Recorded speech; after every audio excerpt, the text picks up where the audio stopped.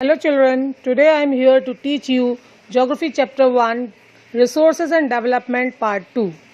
In previous part, we have covered the definition of resources, classification of resources, resource planning and resource planning in India, as well the conservation of resources.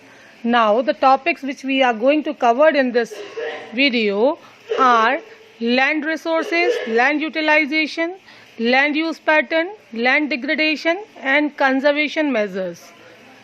So let us begin. First of all, we will try to understand what is land resources. So as we know, we live on land, we perform our economic activities on land and we use it in different ways. Thus, land is a natural resource of utmost importance. It supports natural vegetation, wildlife, human life, economic activities, transport and communication system.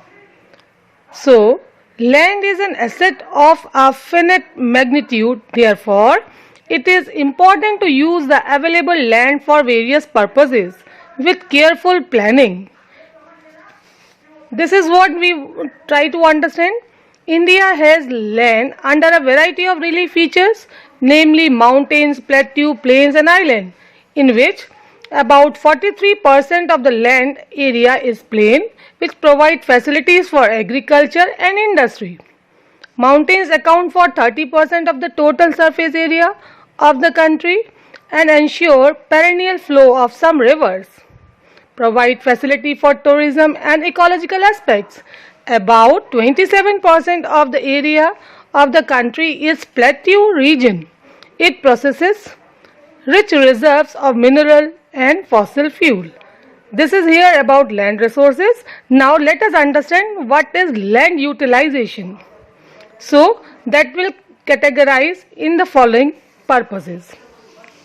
Or we can say land resources are used for the following purposes. Number 1, forest. Second is land not available for cultivation, means barren and wasteland, land put to non-agricultural uses. Example, buildings, roads, factories, etc. And third one is other uncultivated land excluding fallow land, in which three categories are coming: permanent pastures and grassland, land under miscellaneous tree crops, groves, which is not included in NAT shown area, and third part is cultivable wasteland left uncultivated for more than 5 agricultural years. Fourth utilization is fallow lands. First of all, let us understand what is fallow land. Fallow land is the one in which the land is deliberately not used to raise a crop. Ground may be followed as part of a larger crop rotation plan or as a method to conserve moisture, as in the summer fallow technique used in the dryland farms. So, in this manner, fallow land can be categorized into two parts: current fallow and other than current fallow. What is current fallow? Left without cultivation for one or less than one agricultural year. And other than current fallow, that is left uncultivated for the past 1 to 5 agricultural year. The last part, which is the use of land utilization, is NAT shown area. So what is NAT shown area? Area shown more than once in an agricultural year plus NAT shown area is known as gross cropped area. So we have covered in this topic what is land utilization. Now the land use pattern in India. To understand the land use pattern, we have to go through the pie chart, and this pie chart will tell you that the total geographical area in India is 3.28 million square kilometer, which is very well known to us. From the 9th class we have studied this geographical area. Land use data, if we will talk about it, is available only for 93% of the total geographical area, because the land use reporting for most of the northeast states except Assam has not been done fully. So, some areas of Jammu Kashmir occupied by Pakistan and China have also not been surveyed. So, through this, let us understand the area which is covered in India as a part. If we will talk about forest is covered in India is 18.11%. If we will talk about barren and unculturable wasteland, that is your 18.11%. Area under non-agricultural uses, that is your 4.95. If we will talk about permanent pastures and grazing land, that is 4%. And if we will talk area under miscellaneous trees, crops and groves, that is your 3%. So, in this manner, we have tried to understand general land use categories according to the survey. Now, in next topic, we will understand what is land degradation and the conservation measures for this land degradation. Children, as we know what is land utilization, and now the land, when it is utilized on a broader manner, or we can say in abundant manner without thinking about the future need, that create a depletion situation, and same is for the land also. So here, if we will say about the land, let us understand land degradation. As we have shared our land with the past generation and will have to do so with the future generation too. 95% of our basic needs for food, shelter and clothing are obtained from land. Human activities have not only brought about degradation of land but have also aggravated the pace of natural forces to cause damage to land. So, let us understand what are the causes of land degradation.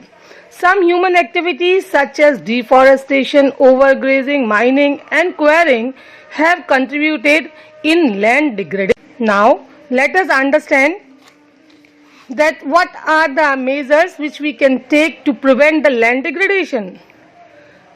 So, in this topic, we will try to understand the conservation measures. So, there are many ways to solve the problems of land degradation, like afforestation and proper management of grazing can help to some extent.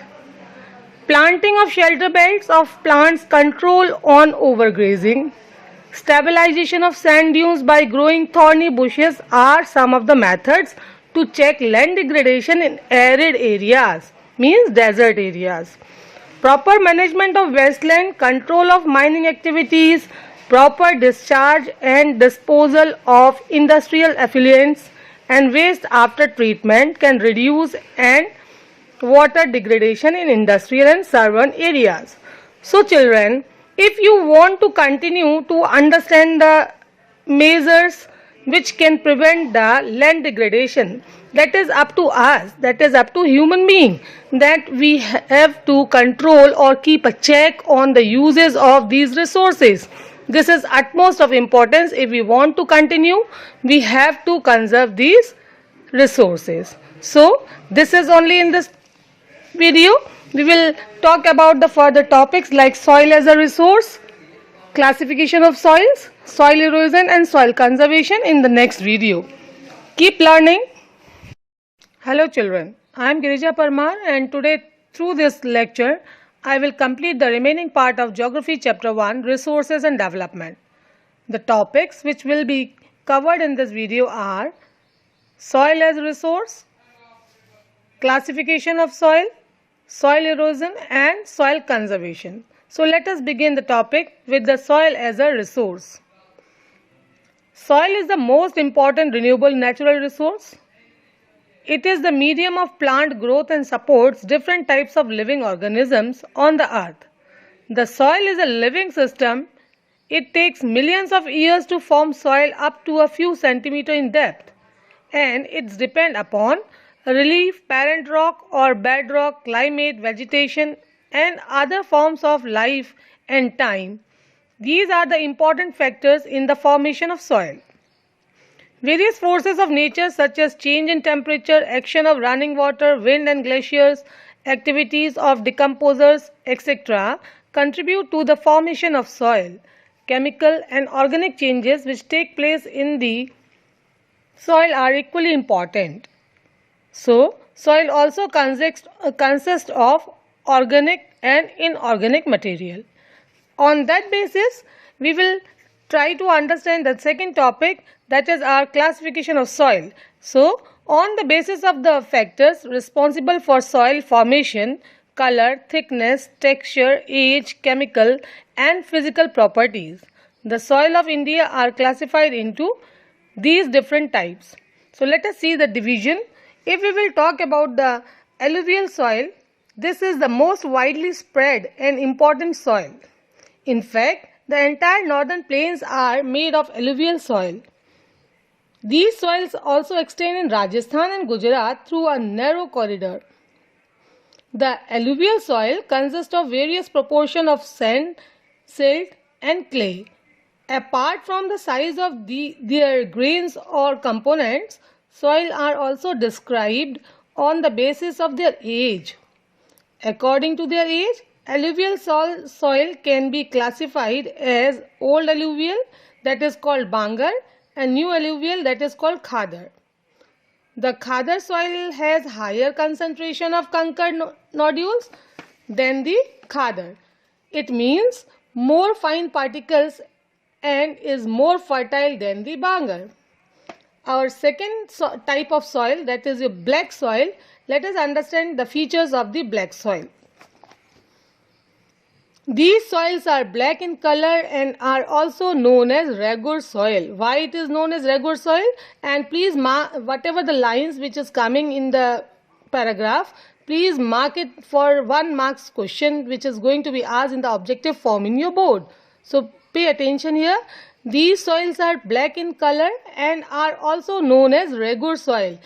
Black soil is ideal for growing cotton and is also known as black cotton soil.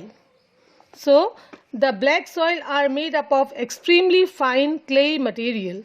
They are well known for their capacity to hold moisture. In addition, they are rich in soil nutrients. Next soil type, if we will cover, that is red soil. The red soil also develops on crystalline igneous rocks in area of low rainfall in the eastern and southern parts of the Deccan Plateau. These soils develop a reddish color due to diffusion of iron in crystalline and metamorphic rocks. It looks yellow when it occurs in a hydrated form. Arid soil ranges from red to brown in color. They are generally sandy in texture and saline in nature. Saline means salty. Due to the dry climate, high temperature, evaporation is faster and the soil lacks humus and moisture. So, after proper irrigation, these soil become cultivable, as has been in the case of western Rajasthan. In these arid soil, wheat, barley, etc. and flax seeds, etc. can be grown easily by using the proper irrigation facility. Let us see the next type of soil, that is laterite soil. The features of laterite soil are: laterite has been derived from the Latin word later, which means brick. The laterite soil develop under tropical and subtropical climate with alternate wet and dry season. This soil is the result of intense leaching. What do you mean by leaching? Leaching means to be removed from soil by liquid passing through it. So the soil is the result of intense leaching due to heavy rain. This is what about the laterite soil. We can say it is humus rich but under fresh vegetation and in semi-arid environment. So this is all about the types of soil. The last remaining one is your soil erosion. The processes of soil formation and erosion go on simultaneously and generally there is a balance between the two. Sometimes this balance is disturbed due to human activities like deforestation, overgrazing, construction and mining, etc. with natural forces like wind, glacier and water lead to soil erosion.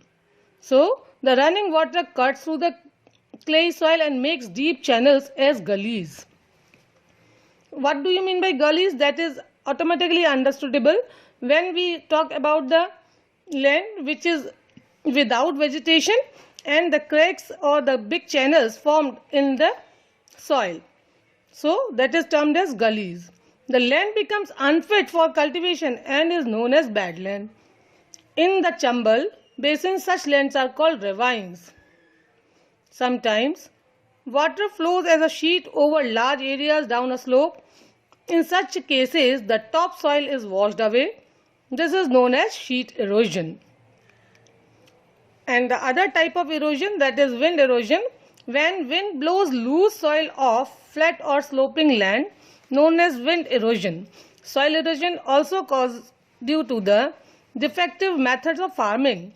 Ploughing is a wrong way, i.e. up and down the slopes from channels for the quick flow of water, leading to the soil erosion.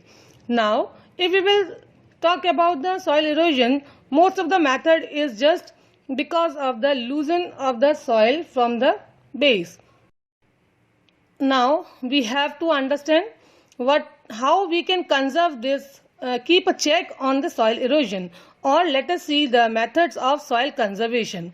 So in this last topic, we will try to understand what are the measures to do the soil conservation, or what are the different farming techniques through that we can do the soil conservation.